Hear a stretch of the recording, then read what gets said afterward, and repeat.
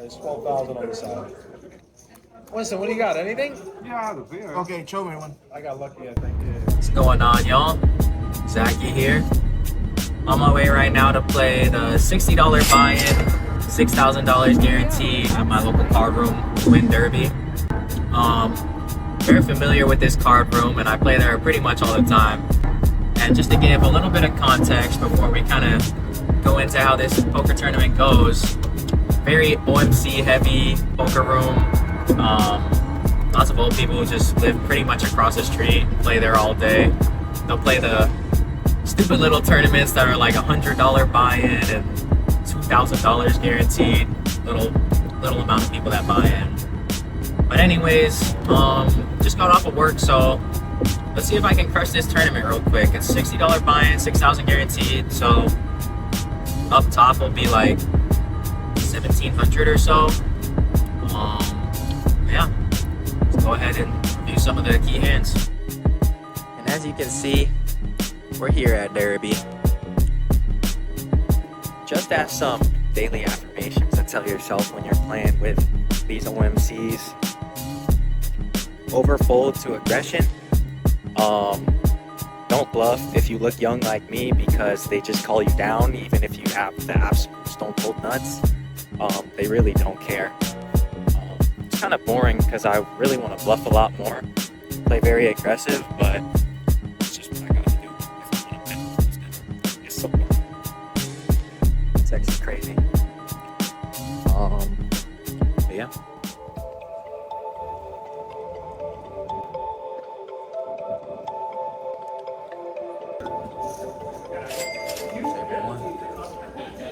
We sit down with a fresh stack of 20,000 chips, and we are delighted to look down at the Ace-10 offsuit in the big blind.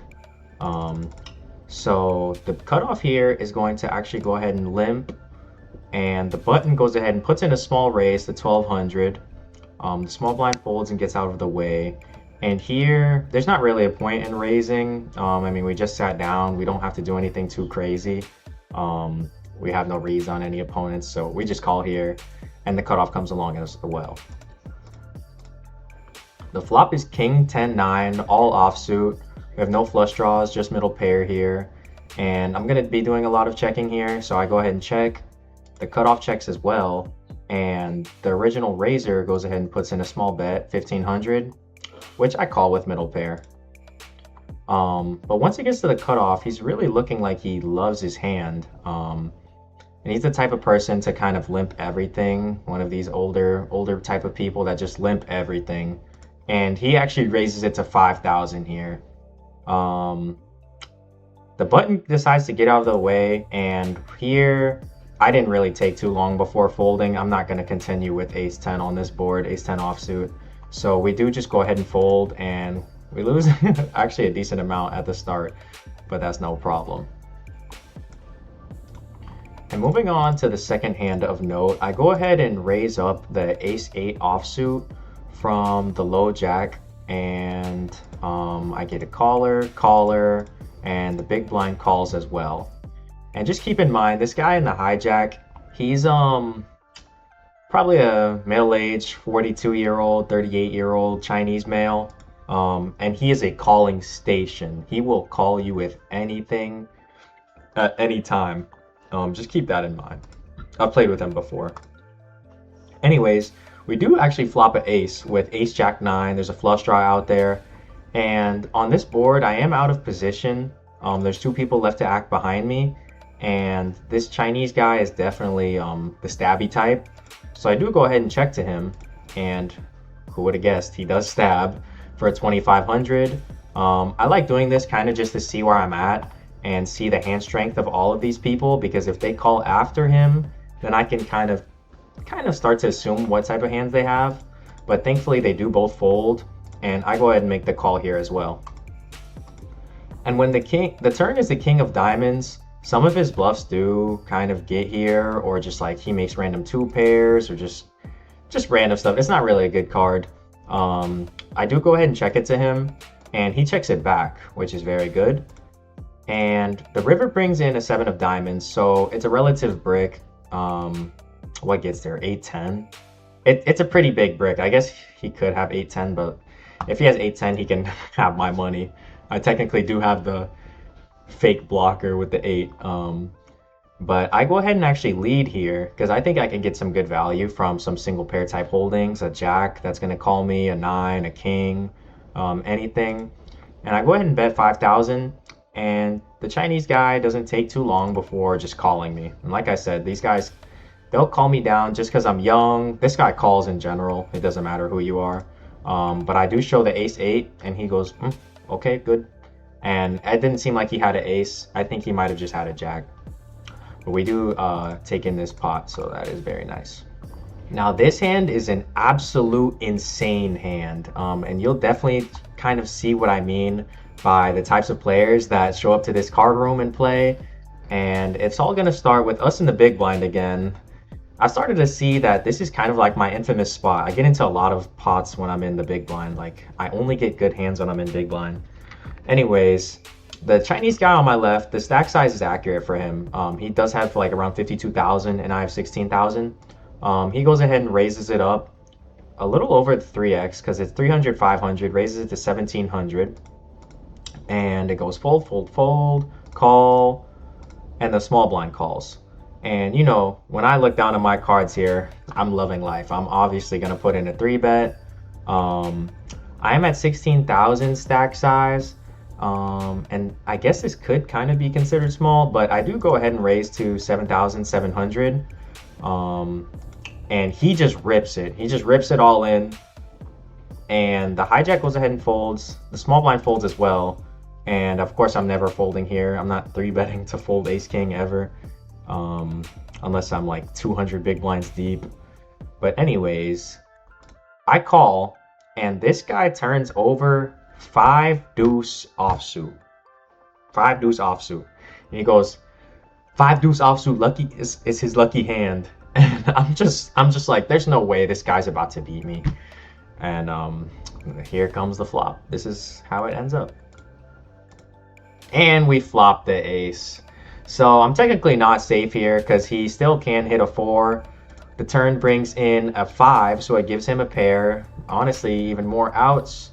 And the river thankfully bricks. And we do get to scoop in this nice pot, which would bring us to 2 starting stacks, 38,000 about.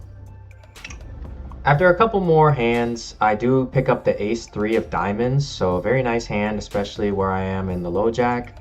Goes fold, fold, a limper, and I'm definitely going to bump this one up in, it's not really, it's like semi-late position, middle position. But I do go ahead and raise it to 2,200. Mainly because this guy already limped, so there's extra money in the pot. And the big blind and the original limper go ahead and call. And the board is 10-2-7, so it definitely does favor the callers a lot more. They're going to have, you know, the jack 10s, king 10s, just these types of cards, 7-8s. And this type of table, they really will just call me down. I can kind of just judge it by how it was being played. When I was like taking stabs and they had nothing, like these people are just calling me down. So there's no point in bluffing here. I go ahead and check, see if I can maybe hit a diamond on the turn or something. And when the turn is the 6 of spades, it's not good. But it goes check, and under the gun +2 bets very, very small. And here I'm never really going to raise, but since it is such a small bet, I am gonna go ahead and make the call and potentially hit an ace, or I don't even know. Just I'm gonna call. I'm still in the last position as well, so I can bluff on certain rivers. And the big blind goes ahead and calls as well. So with the pot at $10,000, the river is a 9 of spades. Every straight gets there possible. It's just the 8 to make a straight now, and the flush gets there. I have no spades in my hand. Big blind checks, and the same guy who raised very small goes ahead and leads out for, or doesn't lead out, but he raises for 1,000 again. And I'm just never calling with ace high here. The big blind could just have a 2. He could have any of these cards. It's really hard for both of these players not to have a pair at all, or a flush or a straight. So I just go ahead and fold. I'm not trying to hero call here. There are better times to hero call with ace high, in my opinion. and the big blind folds as well. So we do sadly lose that pot. I don't know if I could have played that any better. I just kind of whiffed the whole board and didn't really have any equity to go ahead and start bluffing. But moving on to the next hand. All right, and then for two kind of intermission hands to kind of keep track of where my chips are going, I did go ahead and just raise pocket threes in middle position. I got three bet to a large size, and then somebody else jammed, so of course I fold. They had like kings and stuff. And then I went ahead and raised ace 10 off, and this knit older lady, probably age like 63 or something, who had only played two hands in about like 1 or 2 hours, she jammed on me. It wasn't too much more to call. It was probably 8 times what I bet. Oh no, not 8 times. I probably raised 2,000 and she all in for 11,000 or like 13,000. But I'm just not calling that. She only played very, very strong hands, so I just went ahead and folded. All right, and then for this next hand, we do actually look down at King Queen again in the big blind. Every single hand seems to be in the big blind. And just to preface this, I really don't like how I played this. You'll just see how it goes. So anyways, there are a couple limpers. And of course I'm in the big blind and I go ahead and raise it up, make a little squeeze. I'm out of position, nice hand, to 2,400. And this is kind of the first thing I don't like. The sizing is actually way too small. I guess I just didn't calculate it correctly in the moment. And of course everybody's gonna call. These guys love to gamble. Moving on, the flop is Jack 6-4 and 6-4 of hearts. I could continue the story here, being that I do have the King of Hearts in my hand, but in the moment I did decide to check, and it checks through. So that's good for me. I'm thinking, okay, nobody really has a Jack here. On the 9 turn, I actually decided to lead huge, and I leaded pot, almost like a delayed c-bet, but like a very nutted hand, almost like if I had checked Ace Jack or something. But I don't know if I really like this. In the moment, I thought it was the right play, and it definitely has worked for me before.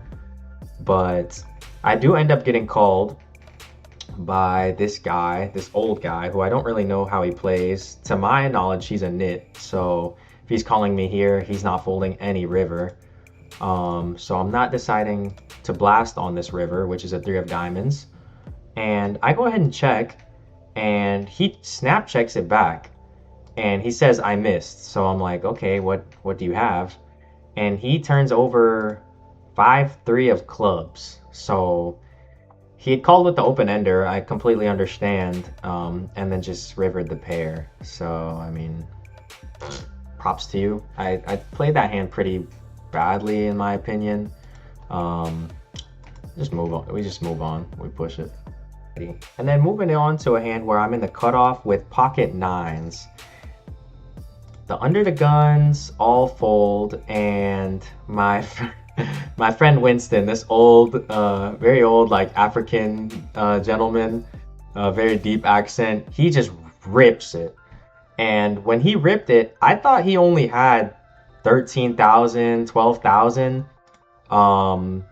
So, you know, I'm thinking, and I just put in the call, but he actually had 22,500, which is a lot. If it was 14,000 or 13,000, it'd be a good call with pocket 9s. But here, can I even do the math quickly? I don't know. It's a skeptical call. There's like no need to really call it off because I'm gonna be racing at best. He probably has ace king, ace queen suited at the worst, just open shoving here. There's just open shoves are always iffy. But I do go ahead and call, and he has pocket 10s. So we're just dominated completely. The flop is king, jack, 8, 2 hearts. I have no heart in my hand. The turn actually does give us some hope, and it's another heart, sadly. However, we're praying that he hits a set. I'm telling the dealer, give him a set, give him a set.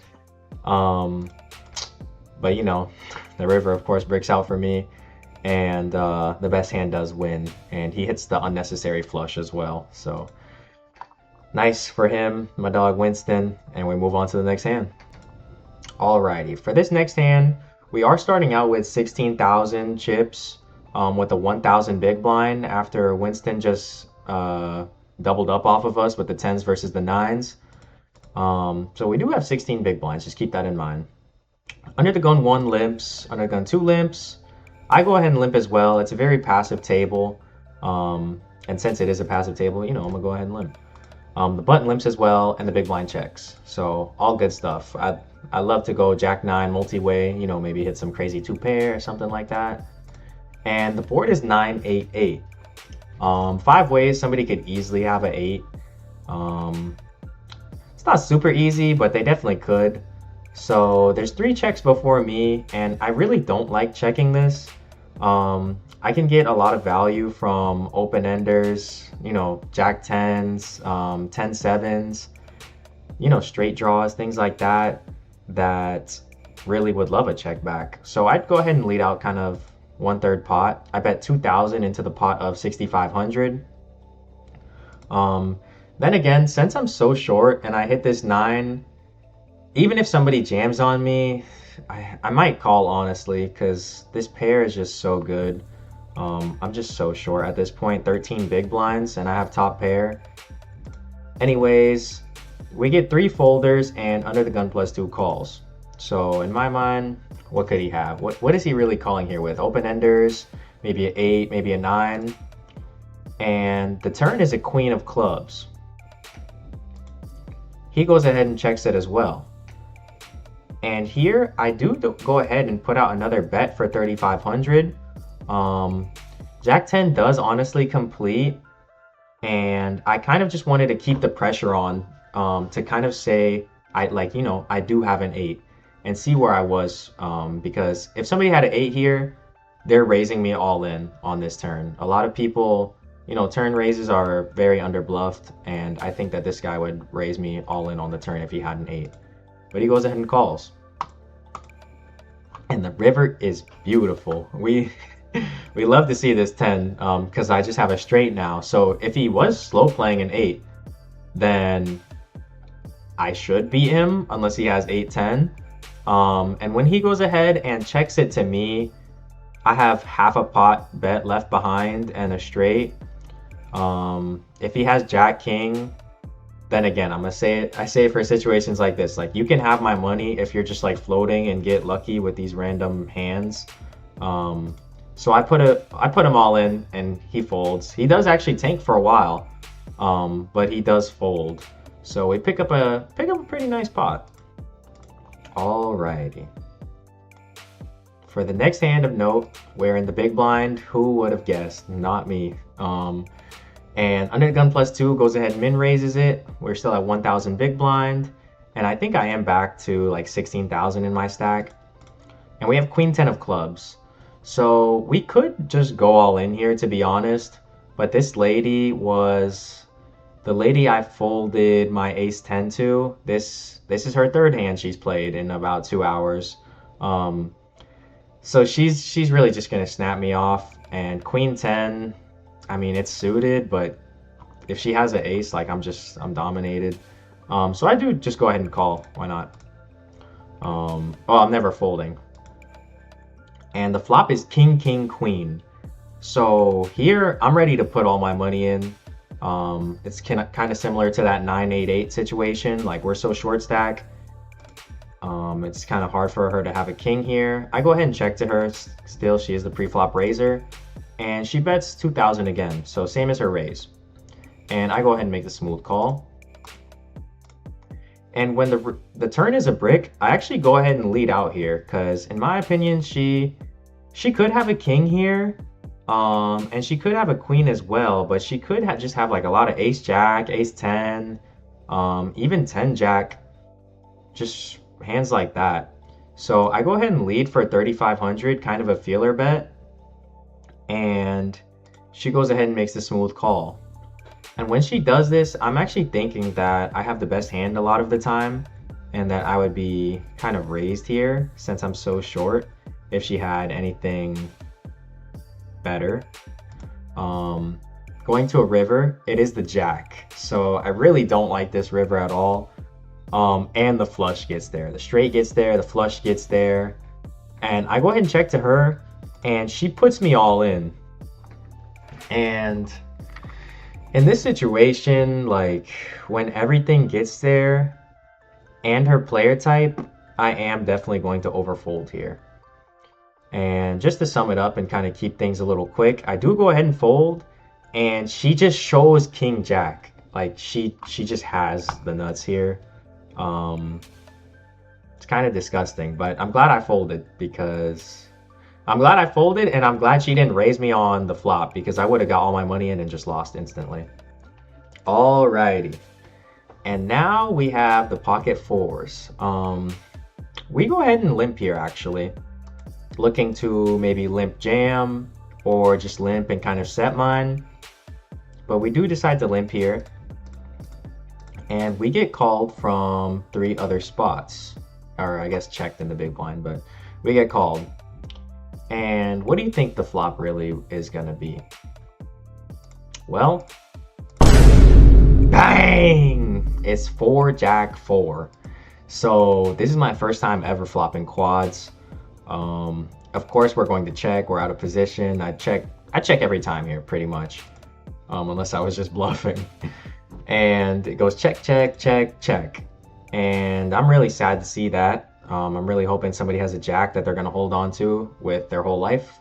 But when it checks to me again and the 10 comes in, we need to start building this pot. Like somebody has to have king queen here for open ender or like a jack or a 10.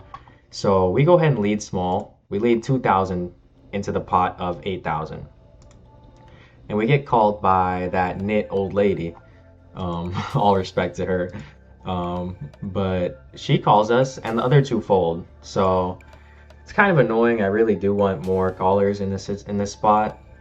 But the turn brings a beautiful queen of clubs. So all the straights get there.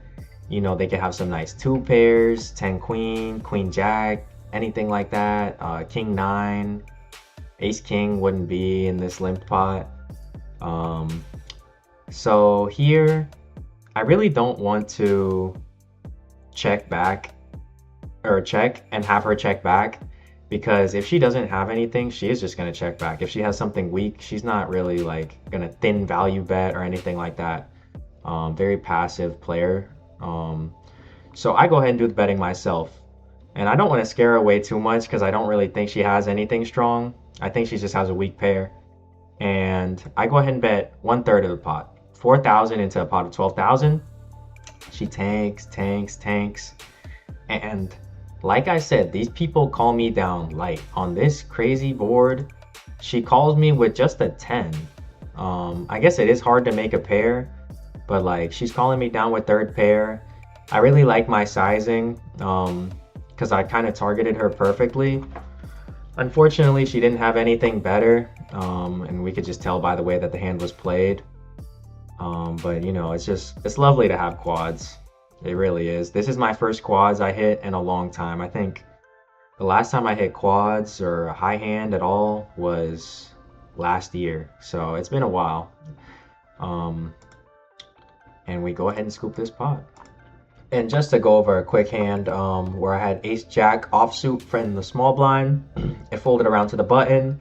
He goes ahead and limps, and I had 12 big blinds at that time, so I just go ahead and rip it. Big blind folds, button folds, just classic spots. Just want to let you know how I play those.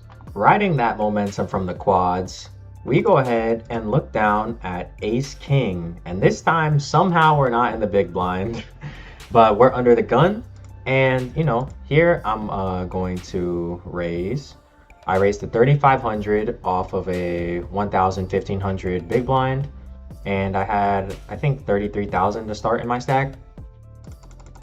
So it gets around to the button, he makes the call, and it goes fold fold. Heads up to the flop. The flop comes jack 8-7 with 2 diamonds and a club. And here, I really don't like stabbing this. I don't like stabbing this. I go ahead and check, and he checks it back, so that's good to see. He could have some draws Could have a 9 queen. Oh no, he has a straight. No, he could have like 9 queen or some 10, you know, just gut shots and stuff. And we bink the ace on the turn.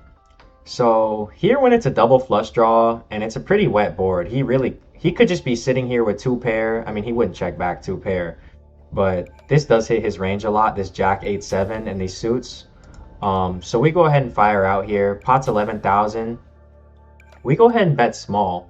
I think we actually could size up here, definitely, in hindsight.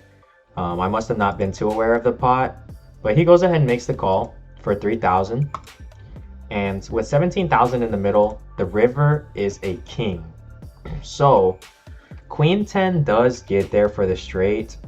All of the flushes missed, thankfully.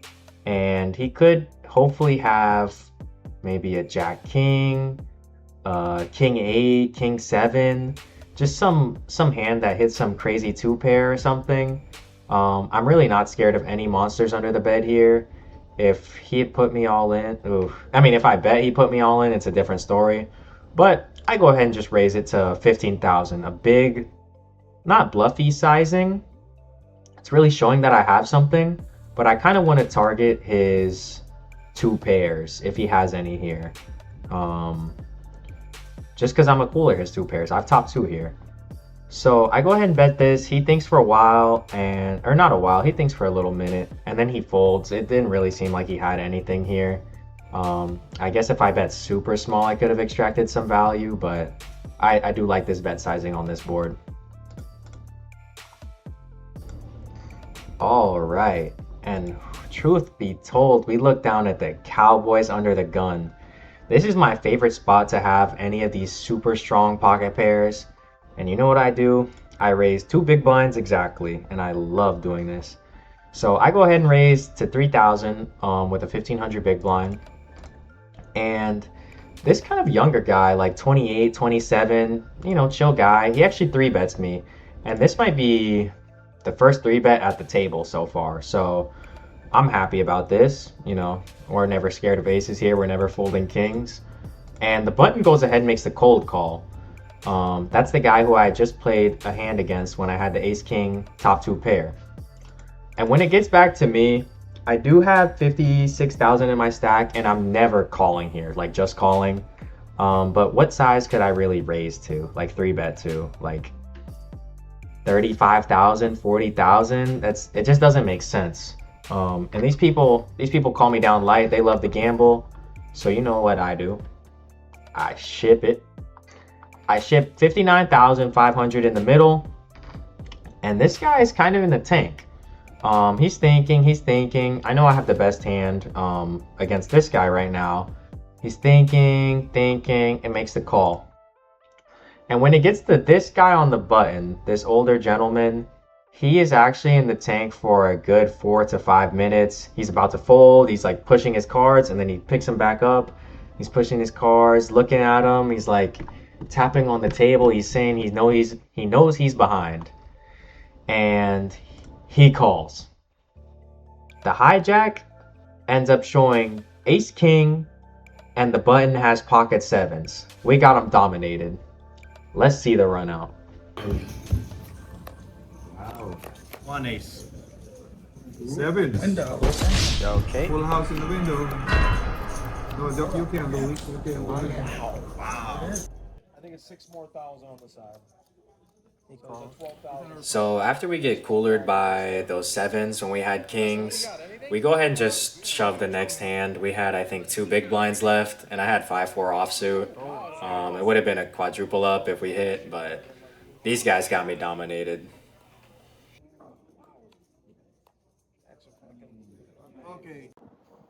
Well, we just busted out.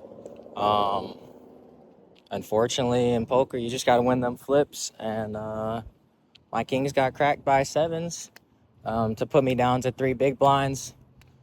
Everybody in that shove 3 ways was probably 35, 40 big blinds against ace, king, and 7s. Kings is huge favorite there. No ace on the flop, but he hit a 7, and that's just how it goes. Not really mad at the way I played. I kind of chipped up from a very short stack. I was down to below starting. After reg ended, Yeah, just unlucky this time. Thank you all for watching. If you did enjoy this, leave a like, and I'll see y'all next time.